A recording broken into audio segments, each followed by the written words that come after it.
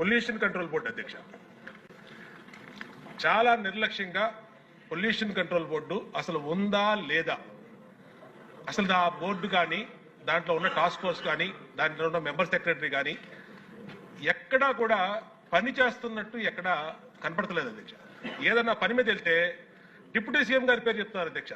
ఆయన చేయొద్దన్నారు, ఆయన ఆఫీస్ నుంచి చెప్పాలి, ఆయన మాట్లాడాలి, ఆయన వెళ్తే కలవట్లేదు అని డైరెక్ట్ గా చైర్మన్ గారు చెప్తారు అధ్యక్ష. Pollution control board is very limited ఉంది. మనకి చాలా మంది ఇంకా హైర్ చేయాల్సి ఉంది.